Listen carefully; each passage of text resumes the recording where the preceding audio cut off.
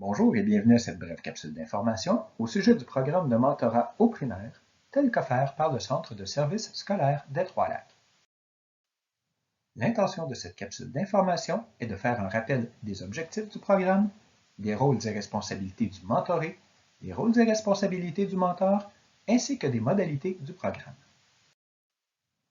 Débutons par un bref rappel du programme de mentorat. Le mentorat se définit comme une forme d'accompagnement d'un enseignant en début de carrière par un enseignant expérimenté qui s'établit sur une base de volontariat et de collaboration mutuelle pour le développement des compétences professionnelles du nouvel enseignant.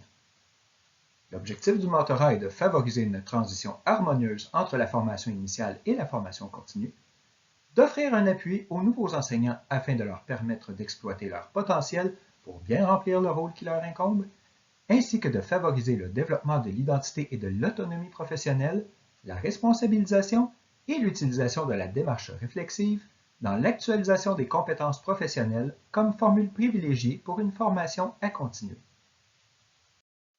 Il est à noter qu'à notre centre de services scolaires, le programme de mentorat est distinct du programme d'appréciation du rendement. Autrement dit, en ce qui a trait aux échanges lors de vos rencontres avec votre mentor ou un membre de l'équipe des conseillers pédagogiques, la nature et le contenu de vos échanges demeureront confidentiels. Abordons maintenant les rôles et responsabilités du mentoré. En tant qu'enseignant en début de carrière, le mentoré est le premier responsable de la réussite de son insertion dans la profession. Par conséquent, il doit faire preuve d'engagement dans son insertion et son développement professionnel.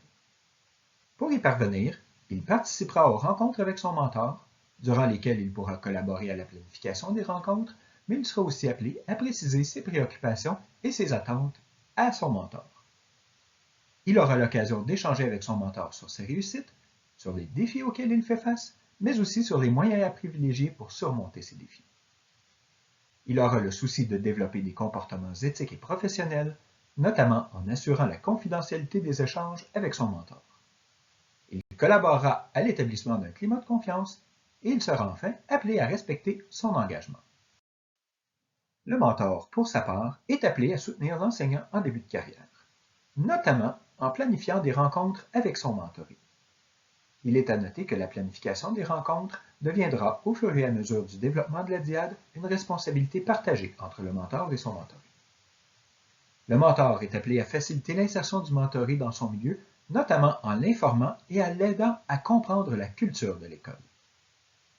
Il guidera le mentoré dans sa pratique, entre autres par l'observation, les échanges et l'analyse de situations pédagogiques, mais aussi par des situations de résolution de problèmes. Le mentor ici n'est pas là pour prendre les décisions, mais pour soutenir le mentoré dans sa réflexion professionnelle. Le mentor offrira de la rétroaction, c'est-à-dire qu'il valorisera les forces et les réussites du mentoré, mais il l'aidera aussi à cibler ses défis. Le mentor doit collaborer à l'établissement d'un climat de confiance avec le mentoré, notamment en assurant la confidentialité des échanges. Il contribuera aussi au développement de l'identité professionnelle du mentoré. Cela veut dire que le mentor ne doit pas créer un mini-moi avec le mentoré, mais il doit permettre à ce dernier de trouver sa propre voie professionnelle. Le mentor alimentera la réflexion au regard des comportements éthiques à adopter et il devra aussi respecter son engagement. Par conséquent, le mentor joue un rôle au regard du soutien au développement de vos 13 compétences professionnelles. Toutefois, contrairement à ce que l'on peut voir avec les superviseurs de stage, les maîtres associés ou les membres de l'équipe de direction de votre école, le mentor ne joue aucun rôle dans l'évaluation de vos 13 compétences. En ce qui a trait aux modalités du programme, nous vous invitons à vous référer au programme de mentorat primaire-secondaire du Centre de services scolaires des Trois-Lacs. Les membres du comité qui régissent le programme de mentorat ont le souci constant de s'assurer que le programme soit le plus accessible possible et qu'il réponde le mieux possible aux besoins des enseignants. Par conséquent, cela fait en sorte que les modalités sont appelées à s'ajuster d'une année à l'autre en fonction de ses besoins et des réalités propres à chaque ordre d'enseignement. Ainsi, vous trouverez la plus récente version du programme en allant sur le SharePoint des services éducatifs aux jeunes. En cliquant sur la section enseignants, vous retrouverez une catégorie Insertion professionnelle. Cliquez sur celle-ci, puis sélectionnez le dossier Programme de mentorat dans lequel se retrouvent le document. Vous avez des questions ou vous souhaitez avoir de plus amples détails sur le programme de mentorat?